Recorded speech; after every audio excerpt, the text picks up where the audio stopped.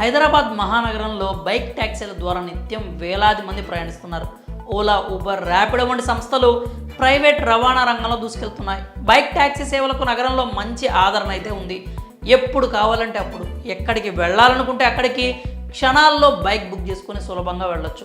ధరలు తక్కువ, ఫోన్లో బుక్ చేసుకుంటే ఉన్న చోటుకే బైక్ రావడంతో ప్రయాణికులు బైక్ ట్యాక్సీలకే మొగ్గు చూపుతూ ఉన్నారు.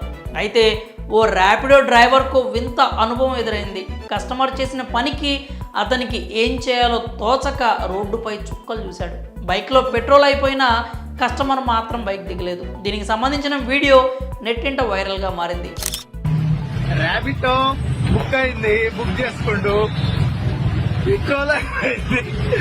పెట్రోల్ అయిపోతే ఇలా దిగుతలేడు, ఆయన దోసుకొని పోతుండు. చూడండి ఈయనెక్కడ గర్వరా ఆయన బుక్ చేస్తే.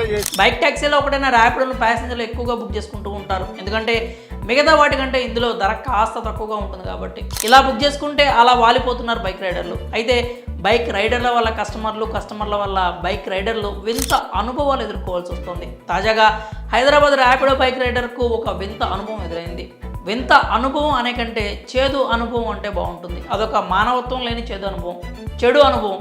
మ్యాటర్ ఏంటంటే, ఓ వ్యక్తి ర్యాపిడోలో బైక్ బుక్ చేసుకున్నాడు. సదరు బైక్ కెప్టెన్ కస్టమర్ను బైక్పై ఎక్కించుకొని గమ్యస్థానానికి బయలుదేరాడు. అయితే మార్గం మధ్యలో బైక్లో పెట్రోల్ అయిపోయింది. దీంతో బైక్ ఆగిపోయింది. ఆ సమయంలో ఆ చుట్టుపక్కల పెట్రోల్ బంకులు లేకపోవడంతో దగ్గరలో ఉన్న పెట్రోల్ బంకుకు బైక్ను దోసుకుంటూ వెళ్లేందుకు సిద్ధమయ్యాడు బైక్ రైడర్.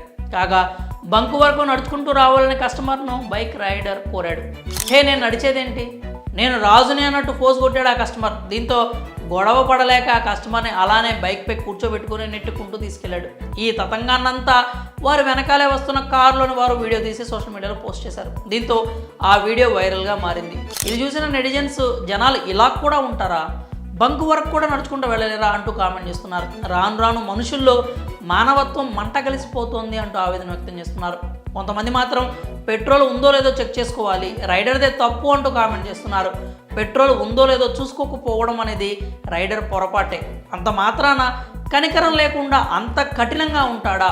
పెట్రోల్ అవ్వకుండా వేరే సమస్య వచ్చి బండి ఆగిపోతే అప్పుడేం చేస్తాడు ఆ పెద్ద మనిషి? వదిలేసి వెళ్ళిపోతే ఏం చేయగలడు అంటూ ఈ విషయంలో కస్టమర్దే తప్పని కామెంట్ చేస్తున్నారు. మరి రైడర్ వర్సెస్ కస్టమర్, ఈ ఇద్దరిలో తప్పు ఎవరిదని మీరు భావిస్తున్నారు? మీ అభిప్రాయాల్ని కామెంట్స్ రూపంలో తెలియజేయండి.